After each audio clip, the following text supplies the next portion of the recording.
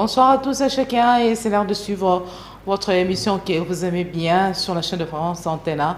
C'est les rendez-vous pour en savoir plus sur l'actualité. Alors pour ces numéros, nous avons le plaisir de recevoir celui que j'aime bien appeler un habitué de cette émission. C'est M. Dieudonné Kandé, qui est secrétaire général du syndicat VTC, la Voix du travailleur congolais. Avec lui, nous allons chercher à en savoir plus sur ce qui se passe plutôt dans notre pays, la République démocratique du Congo, à tous les niveaux bien sûr. M. Dieudonné, bonsoir. Bonsoir, Madame la journaliste. Merci d'avoir répondu à notre invitation. C'est à moi, vous remercier de nous avoir invités. Voilà. Et comment se porte la lutte syndicale en République démocratique du Congo RDC? Parce que vous êtes secrétaire général du VTC, syndicat qui regroupe les travailleurs congolais. Merci, Madame, de l'intérêt que vous accordez, je veux dire, aux salariés de la République démocratique du Congo, qu'on peut diviser en deux groupes.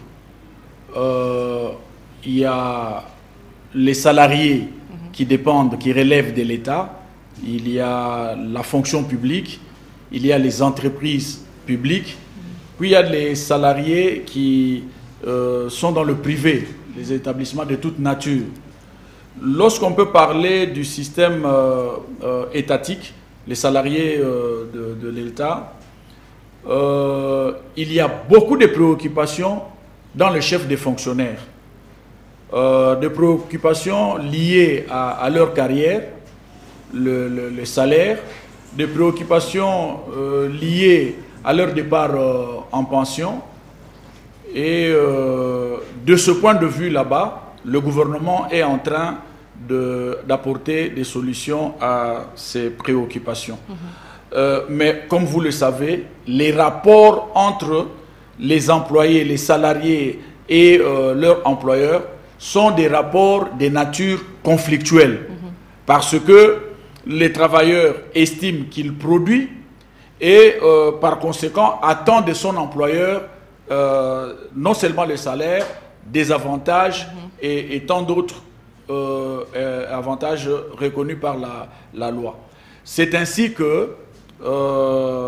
Pour les entreprises de l'État, ce sont plus les primes. Les fonctionnaires se retrouvent par des primes et non les salaires. Oui.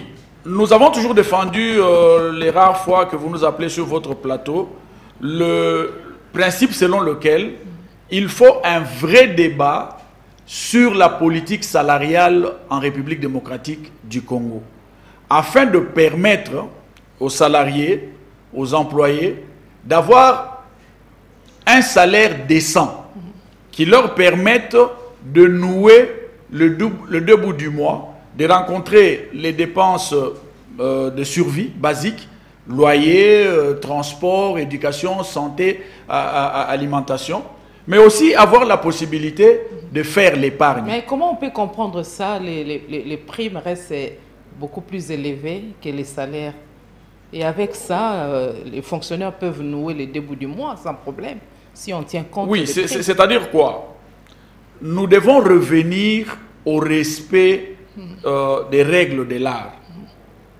D'un côté, l'État a besoin de l'argent qu'il doit avoir à travers les impôts et taxes. Et donc, même les salariés doivent payer l'impôt, autant d'ailleurs que les membres des institutions. Tous ceux qui sont dans les institutions doivent de payer l'impôt. Et donc, on se cache derrière le prime pour camoufler ou contourner l'imposition, ce qui n'est pas correct. Donc, on doit, à mon sens, bien payer les agents publics de l'État avec un salaire de base réel, conséquent, de sorte à préparer déjà leur pension et au même moment régulariser la disparité qu'il y a entre le salaire qui doit être décent et les primes qui ne sont pas un salaire, qui sont des avantages. N'est-ce pas que les travailleurs, les agents publics de l'État se réjouissent de primes? Quand vous dites ça, revoir le problème salarial en RDC, ça ne va pas constituer un mécontentement pour les agents publics de l'État? Madame, on doit faire le choix du respect des textes. On doit faire le choix de la normalité. On doit faire le choix dans ce pays du respect des normes. Comme ça se passe sur toute la planète, dans le pays qui se veulent sérieux. Il y a eu des dysfonctionnements qui ont créé dans ce pays des discriminations du point de vue des salaires, des disparités du point de vue des salaires, et ça bouge de partout à cause de ça.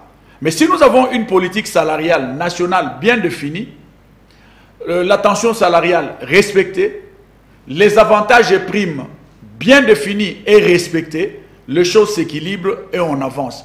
Mais lorsque on gère au cas par cas, tel groupe fait pression, on règle la question de ce groupe-là. Tel autre groupe fait pression, on règle la question de ce groupe-là. Ça déstabilise le bon fonctionnement du système vu dans sa globalité. Parce que ces désordres-là bien entretenus par ceux qui sont habilités à entretenir les désordres, et le fonctionnaire se retrouve déjà dans ça et ils sont contents. Votre proposition de mettre de l'ordre, d'assainir tout ce qui puisse répercuter négativement sur le salaire des fonctionnaires, ils ne vont pas vous en vouloir, M. Dieudonné?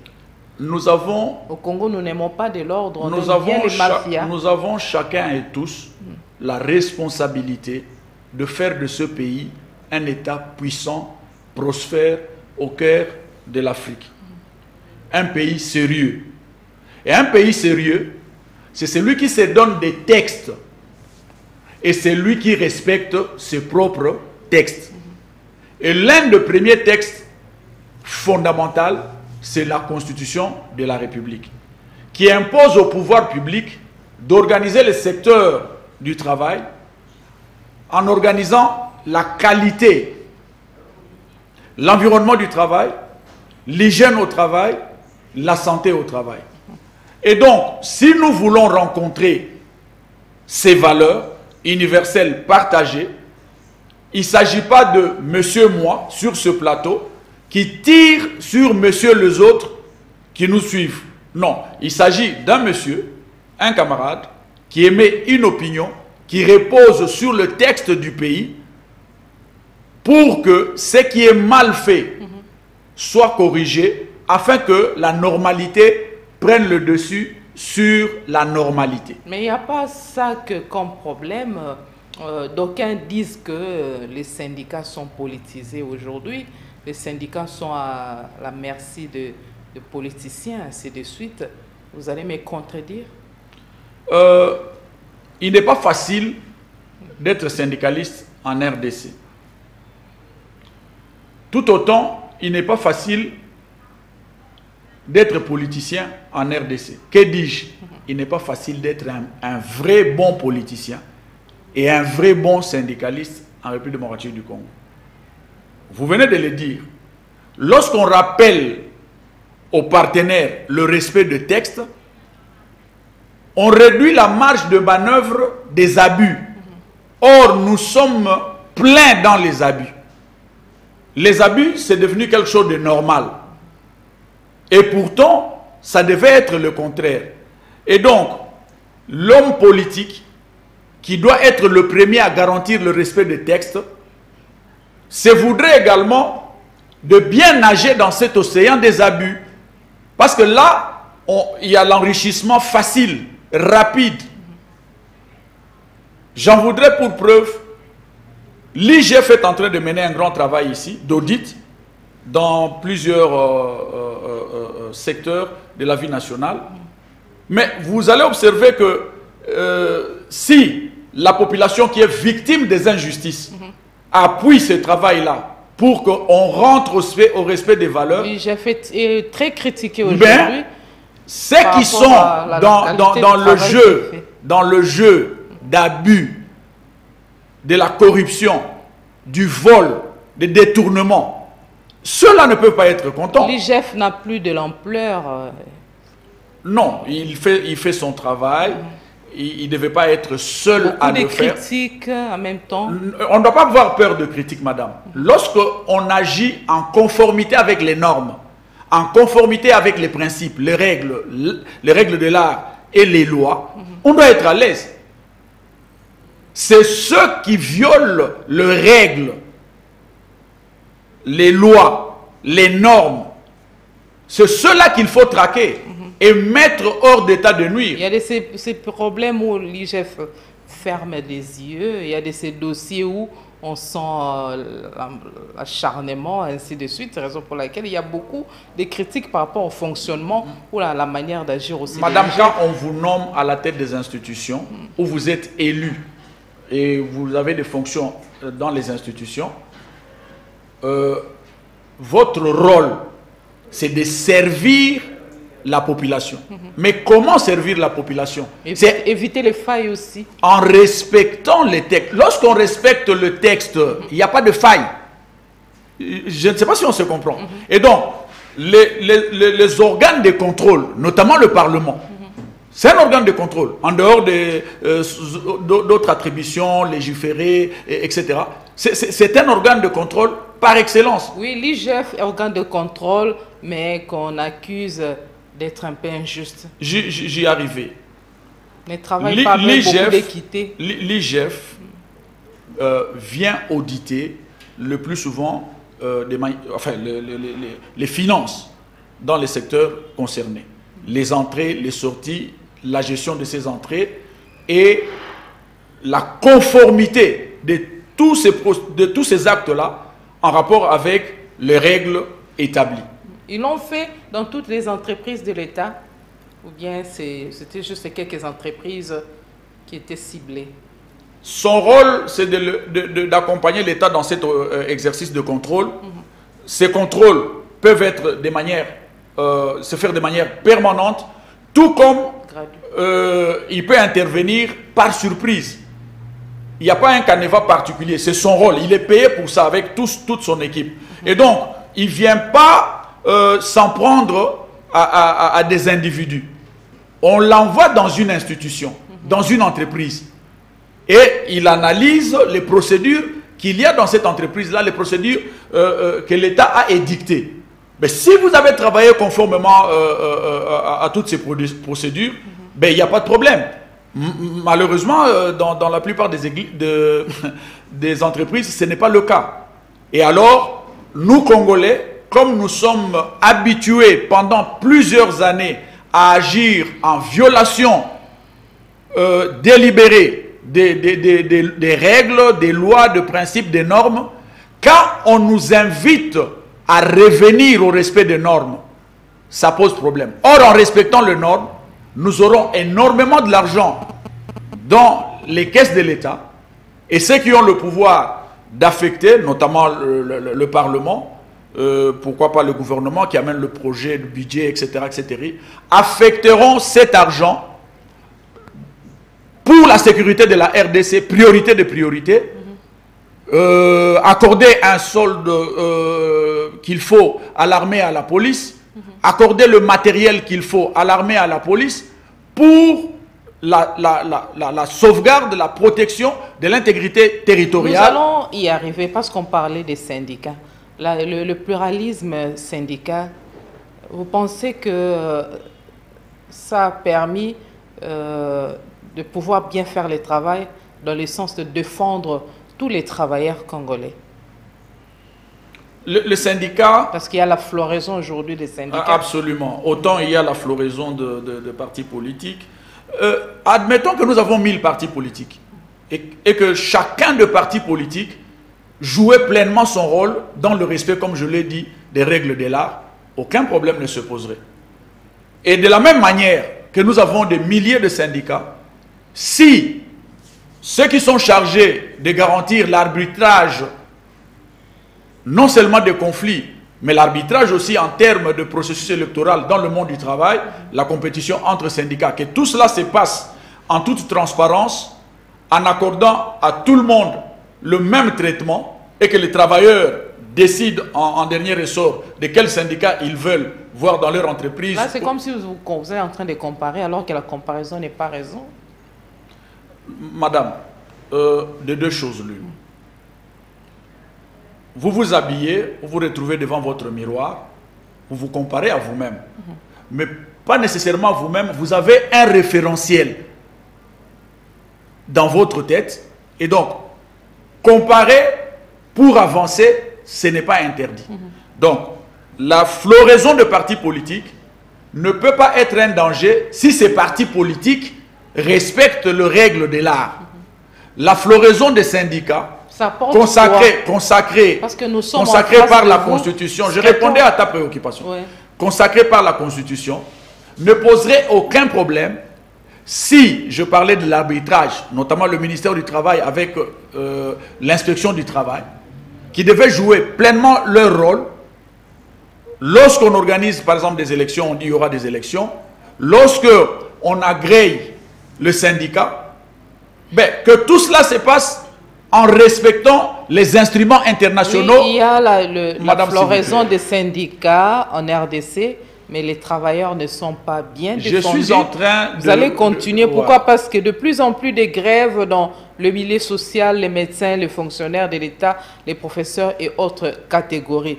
Toute cette situation vous inspire quoi? Vous vantez les travaux abattus par le syndicat. Il peut y en avoir autant beaucoup ici au Congo, mais les travailleurs sont toujours lésés. À quoi bon d'avoir beaucoup de syndicats au moment où les syndicats aussi ne remplissent pas leurs tâches, ils ne font pas bien leur devoir? L'État a un rôle à jouer en tant que pouvoir public. Les syndicats ont un rôle à jouer en tant qu'encadreurs des masses laborieuses. Les travailleurs ont un rôle à jouer en tant qu'électeurs de ces syndicats. Donc la responsabilité est partagée. Des grèves, madame, ça ne doit effrayer personne.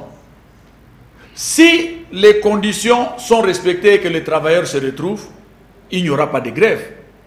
Si les travailleurs estiment que leurs avantages sont bafoués, c'est leur droit que de revendiquer, et pas nécessairement par la grève. La grève, c'est la dernière arme d'un syndicat. On suit la procédure, on écrit à l'employeur, la réponse est trouvée, il n'y a pas de grève. L'employeur ne trouve pas de solution, on va au ministère, à l'inspection du travail. On appelle les parties en conflit. S'il n'y a pas un terrain d'entente, eh bien, on passe à la grève qui est légale. Parce que ici au Congo, les problèmes semblent se résoudre plutôt que moyennant un soulèvement. C'est après les soulèvements. Monter au créneau et là, les problèmes seront résolus rapidement. Non, mais vous avez l'impression que c'est cela. Il y a eu beaucoup de grèves ici et les négociations continuent. Et donc, on se bat, on sort en grève, etc. Au finish, on doit se retrouver autour d'une table. Donc, par contre, demander aux syndicats de verser énormément de l'argent pour être agréés alors qu'ils ont déjà été agréés, il y a quelque chose qui ne va pas. Vous voyez, on accorde un agrément à une organisation syndicale et puis on vous dit non, non, maintenant là, pour participer aux élections, venez payer $2000, venez payer $3000 ou des histoires comme ça. Et toutes ces frais seront utilisés pour quelle fin? C'est aux politiciens qui nous gèrent dans ces secteurs-là de nous dire à quoi ça va servir. Et donc, vous comprenez que on monnaie l'activité syndicale. Et ce n'est pas bien. Il y a très peu de gens qui ont été repris dans la liste des hommes riches en 1960. La plupart des riches que nous voyons maintenant... Nous avons raison de dire que les syndicats sont à la merci des hommes politiques. Madame, je disais que la plupart des gens que nous voyons riches aujourd'hui le sont devenus pas honnêtement. Certains se sont servis de la politique pour s'enrichir en trichant. On ne cite personne. Et donc, c'est pareil avec le mouvement syndical et ça dévoile l'activité syndicale. On voit plutôt l'argent que les conditions des travailleurs, que la défense des travailleurs. Et si on est véritablement des Congolais et qu'on veut que le Congo aille de l'avant, que les Congolais qui travaillent, qui constituent la force motrice, la masse laborieuse, ceux qui produisent cet argent qu'on vole à gauche, à droite, eh bien, on doit revenir au respect des règles de l'art. Mais dans les entreprises publiques, il y a un constat amer. C'est comme si les travailleurs restent le plus longtemps possible en train de tourner les pouces, ainsi de suite. Et à la fin du mois, ils réclament les arriérés, ils réclament que leur travail, enveloppe salariale soit revue à la hausse. C'est ça l'impression à première vue que les fonctionnaires donnent. C'est comme s'ils font absolument rien. Qui donne ils ne respectent même pas les heures de service. Qui donne l'emploi ou l'activité? C'est l'employeur. Où en sommes-nous avec ces entreprises? D'où venons-nous avec ces entreprises? J'en cite une. L'ONATRA. En relais avec la SNCC et la GECAMIN, reçoit du cuivre qu'on évacue par voie intérieure. Résultat, la GECAMIN pompe, travaille avec 4 shifts, 6-14, 14-22, 22-6, plus le fonctionnement normal de 8-16. SNCC pareil.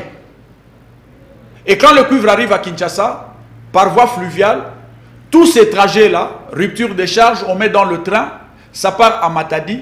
Il y a des activités connexes le long du rail. Les mamans viennent vendre ceci, ainsi de suite, et ça bouge parce que le cuivre s'évacue à l'intérieur.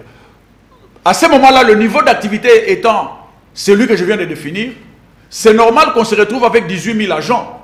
Mais lorsque le cuivre n'est plus évacué par la voie intérieure, on préfère le mettre dans des camions qui traversent la Zambie et une partie qui prend le rail, encore un problème qui prend le rail vers l'Angola. Vous soulevez, les entreprises sont surpeuplées, il n'y a pas de retraite. Je répondais, on en est où? On en est à des entreprises qui se retrouvent avec un niveau d'activité, on ne peut plus bas, et avec des charges sociales élevées. Comme si tout cela n'était pas suffisant, les politiciens, comme ils ont la petite magie entre leurs mains là-bas, autorisent des engagements. Et finalement, ces entreprises qui sont déjà en difficulté, consacrées par la réforme, les rapports des réformes qui n'ont pas été clôturés officiellement, parce que ces réformes justement visaient à ce qu'on rencontre ta préoccupation, c'est de dire, les entreprises ont des difficultés, que faire pour les sortir de ces difficultés? C'est de dire, les syndicats sont dans ces entreprises, ça fait 20 ans que ces entreprises connaissent des situations, des difficultés permanentes. Qu'est-ce qu'on fait en tant que mouvement syndical pour qu'on sorte ces entreprises dans cet état de choses? C'est de dire, les politiciens, partis politiques, l'économie, c'est ça le pays. Vous, de l'opposition, vous du pouvoir, qu'est-ce qu'on fait avec les entreprises publiques? Ces débats-là, on ne le tient pas, madame. Par rapport à ça, tout ça, est-ce que vous avez l'impression que les banques gouvernementales accordent du crédit aux banques syndicales? Les rapports entre ces partis, notamment l'État, les syndicats des employeurs, notamment les FEC, ANEP, COPEMACO et tout le reste, plus les syndicats des travailleurs, ce sont des rapports, allez, conflictuels, mais les problèmes se résolvent toujours autour d'une table dans le cadre du dialogue tripartite. Donc, ce n'est pas des relations, d'ailleurs, même dans nos maisons, ce n'est pas le paradis du 1er janvier au 31 décembre. Donc, mais Monsieur Dieudonné, pourquoi les accords gouvernement et syndicats n'ont jamais été respectés par l'exécutif national, à l'image de l'accord de Mboudi, qui reste jusqu'à maintenant lettre morte? Ben, il faut reconnaître que il y a quand même des avancées. Hein. On ne va pas rester dans un, comment on va dire, négativisme absolu. Il y a des avancées par rapport à certains accords. Et lorsque il y a des couacs, c'est comme ça que vous voyez les travailleurs dans leurs différentes organisations essayer de tirer la sonnette d'alarme pour rappeler à l'État, mais on a pris tel engagement, une partie a été rencontrée, le reste n'est pas encore rencontré. C'est ça le rapport. Mais il faudrait dégager une réflexion qui fasse en sorte que, quel que soit notre secteur d'évolution dans le cadre de structures de l'État, cette notion du salaire national. On sait que quand nous entrons à la fonction publique, voilà ce que les planchers touchent. Voilà ce que le plafond touche. Voilà. Voici la tension. Maintenant, chaque département a des particularités. Par rapport aux particularités de chaque département, on définit une grille de primes.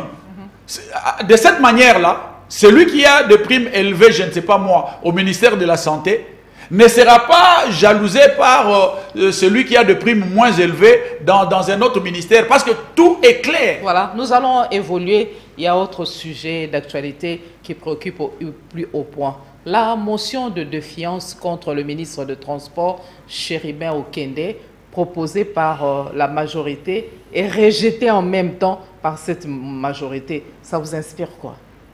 Non, d'abord, le Parlement peut inviter membres du gouvernement. Ils ont soit question orale. Et bon, là, vous parlez de cette motion. C'est une démarche normale du Parlement.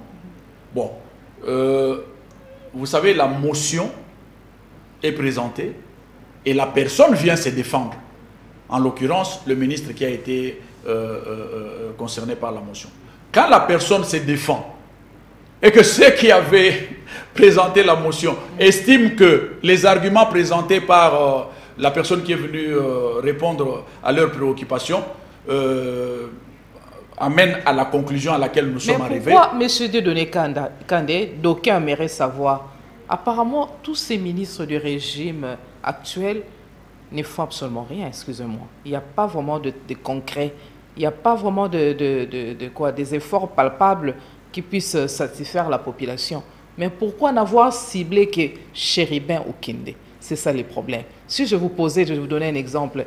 Qu'est-ce que le ministre de l'Énergie a fait déjà depuis qu'il est là? Oui, madame. Vous ne me direz rien absolument. Le ministre de l'Agriculture, qu'est-ce qu'il a déjà fait? Vous me posez la question et vous répondez à ma place. Laissez-moi le temps de vous répondre. Pourquoi que Chéribin Okende, au moment où on sait que apparemment tous ces ministres, s'il faut les coter, on va les coter de la même façon? Oui, ça c'est votre cotation. Moi je dis tout simplement... La mention surtout 0 sur 10, selon d'aucuns. Oui, vous posez la question. Je dis que le management nous exige d'avoir un plan et de veiller à l'exécution de ce plan. Et donc, des organes vont auditer la mise en œuvre du plan pour arriver à la conclusion de 0 sur 10, de 3 sur 10, de 5, 6, 7 ou de 9 sur 10. Et donc, si on statue sur rien, j'ai difficile à émettre un avis. Maintenant, la République étant ce qu'elle est, avec ses problèmes, lorsque on considère les prestations dans le cadre de la nouveauté de ce gouvernement, où chaque ministre passe au moins 1 ou 2 fois le mois à la télé, avec le ministre de la Communication, pour décliner ses réalisations, je crois qu'avec humilité, il est vrai qu'il y a beaucoup de défis à relever, mais au même moment qu'il y a beaucoup de défis à relever, il y a des avancées, peut-être minimes. Les avancées, c'est en dessous de la moyenne. Je crois que moi je suis en train de répondre, et c'est normal que vous posiez les questions dans ce sens-là. Et donc il y a toutes ces avancées-là. Voilà pourquoi, madame, les défis étant énormes, ces défis exigent énormément de l'argent. Voilà pourquoi parfois nous prenons le temps. Passer à la télé, vous permettez, madame, c'est important ce que je vais dire. Sur ce que vous avez fait, c'est une chose. Mais faire des choses palpables... Non, moi je suis de la société civile, je ne suis pas porte-parole du gouvernement. Je serai dans le gouvernement, j'aurai une autre posture. En tant qu'acteur de la société civile, on vous rejoint pour dire il nous faut beaucoup d'argent, énormément d'argent. Voilà pourquoi il faut traquer les voleurs.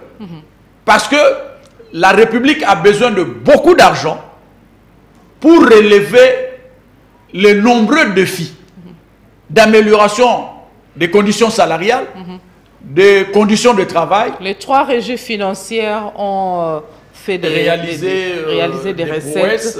Voilà, oui. Un peu ça. Et puis, Il y a autre chose quand même, les trésors publics ne peuvent pas manquer de l'argent, mais espérons que ça non, va aller. attention madame, les trésors ne manquent pas de l'argent, mais lorsqu'on compare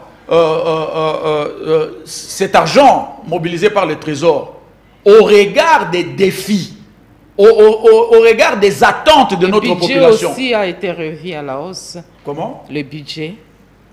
Oui, mais c'est à la mesure de moyens. Et donc, il nous faut un débat sérieux. Non seulement l'argent qui rentre en termes d'impôts, taxes et autres, mais nous pouvons également nous endetter, mais nous endetter pour le développement. Or, pour arriver à nous endetter et réaliser le développement du pays, il faut de la discipline dans le chef de ceux qui gèrent la République et particulièrement dans le chef de ceux qui sont dans le circuit financier. Voilà. Monsieur Dieudonné Kandé, lors du dernier Conseil de ministres, le chef de l'État a fustigé les fonctionnements de la justice. Qu'est-ce qu'il faut faire exactement pour, selon vous, pour pouvoir améliorer la justice et faire respecter surtout l'état de droit? Oui, madame, c'est une question extrêmement importante parce que le règlement des conflits et la stabilité dans le pays, mine de rien, repose sur la justice.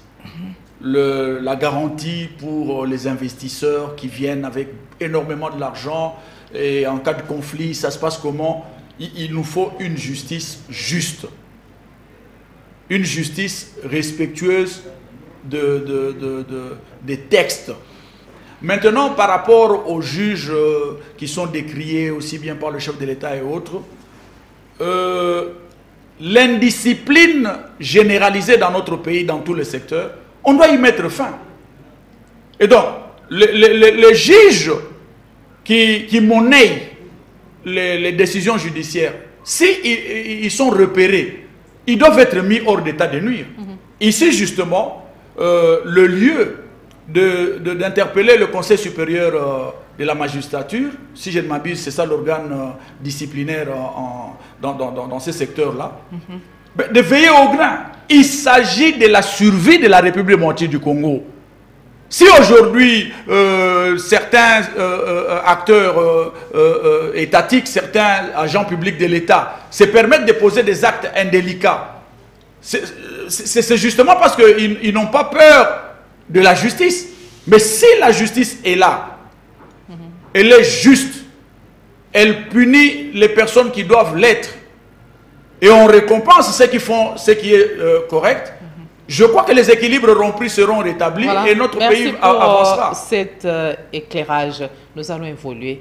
Bunagana, toujours la situation a inchangé, l'occupation continue plutôt. Pourquoi, selon vous, ces statu quo persistent? Bon, statu quo apparent. D'abord, tout Congolais qui se reconnaît à la terre congolaise, aux ancêtres qui nous ont précédés, se doit de regretter ce qui nous arrive à l'Est d'une manière générale pendant plusieurs décennies. Et c'est là où une partie de notre corps est occupée par des forces négatives venues d'ailleurs. Et ça, nous devons condamner avec la dernière énergie. Nous encourageons nos forces de sécurité et de défense à redoubler des stratégies et nous demandons au pouvoir public d'équiper ces forces de sécurité et de défense pour que, dans son aspect de règlement du conflit par la voie des armes, s'il échait, que l'armée nationale, que les forces de sécurité et de défense arrivent à mettre hors d'état de nuire ces bandits. Voilà. Aussi, puisque présentement, il y a à la fois la présence de tous qui sont venus nous appuyer donc sur le plan militaire, mais aussi toute la diplomatie qui est opérée par la haute hiérarchie du pays. Nous souhaitons que le plus rapidement possible, que la paix revienne sur l'ensemble du territoire national, voilà, pour qu'on se mette à l'œuvre de la reconstruction de ces pays qui est largement en retard par rapport aux autres nations, alors que nous avons vocation à être sur le podium des grandes puissances sur cette planète Terre. L'information, l'actualité est abondante. Firmin Vondo Mambou, procureur général près la Cour de cassation, propose de rallonger la durée de la peine basée sur outrage au chef de l'État. Est-ce une bonne proposition selon vous? Vous savez, madame, nous sommes des Bantous.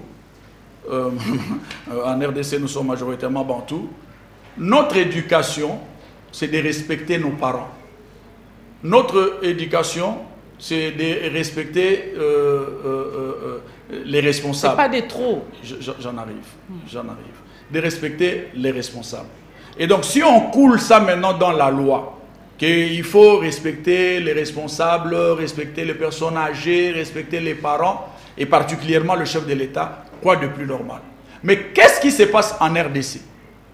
La population, le peuple, etc., on doit respecter nos institutions.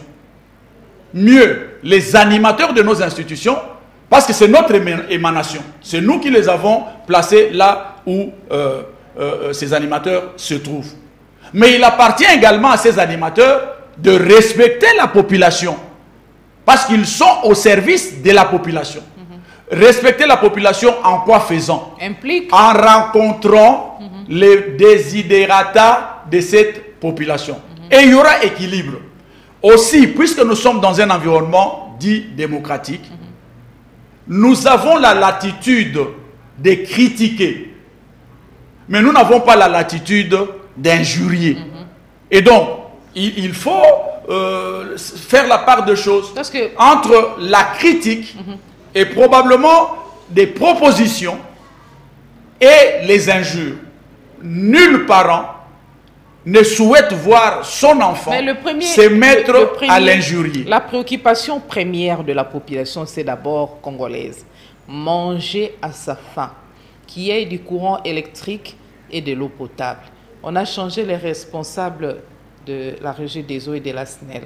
Vous pensez que ça va résoudre le problème de pénurie d'eau, de manque du courant électrique ou encore par rapport à donner à manger aux Congolais? Ce sont des besoins élémentaires. Qu'est-ce qui fait que la présence de ces régimes jusque-là n'a pas réussi à décompter cette situation? Le pays est vaste. Qui est fait mandat déjà? Nous avons dit le pays est vaste. Les défis sont nombreux.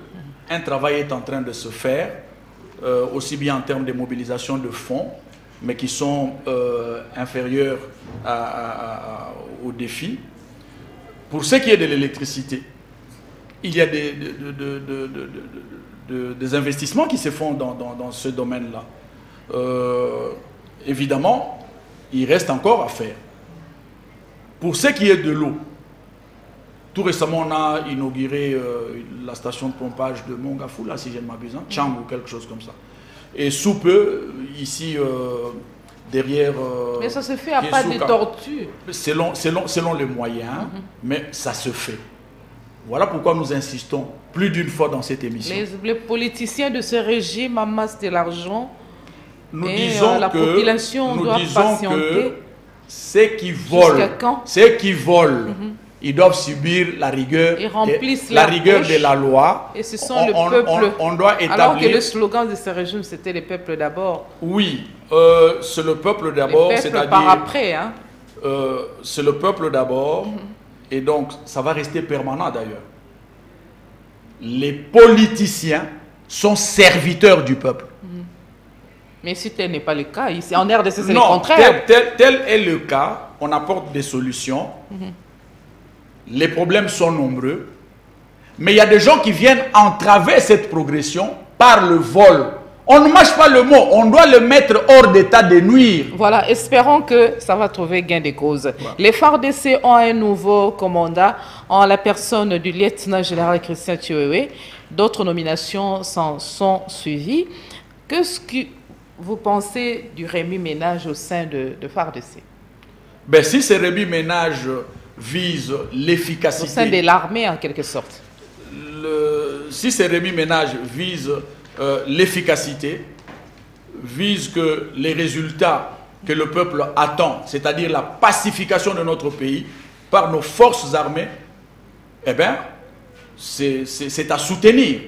Et le lieu, justement, de féliciter le commandant, le chef d'état-major général et tous ses collaborateurs qui ont été nommés dans les différentes régions militaires, et le lieu de demander aux troupes d'accompagner la nouvelle hiérarchie, mais au pouvoir public de donner les moyens aux forces de sécurité et de défense pour le meilleur accomplissement de leur mission. Là, les nominations, c'est aussi dans les entreprises publiques. Vous pensez que ça va permettre la réorganisation, surtout des entreprises publiques? Pour les entreprises publiques, madame, on ne va pas y aller par le dos de la cuillère. On nomme les responsables, on ne leur donne pas les moyens. On doit leur donner les moyens. Mais à côté des moyens, il faut une politique. Un plan que toute la République sait que pour la SNEL, voilà, voilà, voilà. Pour la Régie des eaux, voilà, voilà, voilà. Pour l'ONATRA, la GECAMINE, ainsi de suite. Et toute la population accompagne la mise en œuvre. Et s'il y a de couacs, on crie et on prend ceux qui sont responsables de ces couacs-là. On les met hors d'état de nuire. Si nous voulons réellement aider ce pays à aller de l'avant, on doit mettre de la discipline dans le management. On doit sortir du clientélisme politique et revenir au respect des règles de gestion. Voilà, nous sommes butés par les temps. Monsieur Dieudonné Kandé, merci pour cette précision. Processus électoral en une seconde, parce que là, nous sommes à la fin. Les kits d'enrôlement et d'identification de la population bientôt déployés dans les centres d'inscription, mais toujours pas de calendrier électoral. Croyez-vous à la tenue des élections générales en temps réel? Il est vraiment souhaitable que les élections se déroulent en 2023 pour respecter donc les timings. Il est aussi souhaitable que ce processus puisse tenir compte de toutes les observations qui sont faites afin que ce soit un processus qui génère l'harmonie avant, pendant et après. Parce que d'abord, de prime abord, il va se poser un sérieux problème de déploiement de ces matériels dans toute l'étendue de la République démocratique du Congo. Parce que ne fût-ce que le déploiement de ces matériels, ça prend du temps. Ça prend énormément du temps. Parce que la CENI a suffisamment du temps pour commencer d'abord par déployer les matériels, les installer, résoudre les problèmes qui sont liés au déploiement et des problèmes logistiques, et enfin commencer l'enrôlement et l'identification sans embâche. Il y a une programmation financière pour justement donner les moyens à la CENI, et il serait souhaitable également que l'armée soit mise à contribution, notamment la force aérienne, si jamais il y a des difficultés, qu'on utilise les appareils de la force aérienne pour le déploiement des kits. Voilà, il faut faire intervenir la force aérienne. Au cas où. Ah oui, force aérienne, on se le demande, est-ce que réellement la RDC a suffisamment une force? Il y a du matériel, madame. Aérienne. Il y a du matériel. Voilà, c'est par ici que nous mettons un terme à cette émission. Monsieur Dieudonné Kandé a 2 secondes pour un message particulier afin que nous puissions clôturer cette émission. Notre Congo sera toujours uni et gardera toujours son unité. Voilà. Eh bien, enseignons ces choses, le Congo restera un et indivisible. Voilà, c'est un bon citoyen congolais qui nous a donné, comme on le dit, une belle mélodie pour comprendre l'intérêt et les soucis qu'il a de voir notre pays développer, aller de l'avant. Espérons qu'un jour, tout va changer. C'est la fin de cette émission que vous allez retrouver en rediffusion le mardi à 12h, demain à 12h30 heure de Kinshasa. Une très belle soirée à tous et chacun.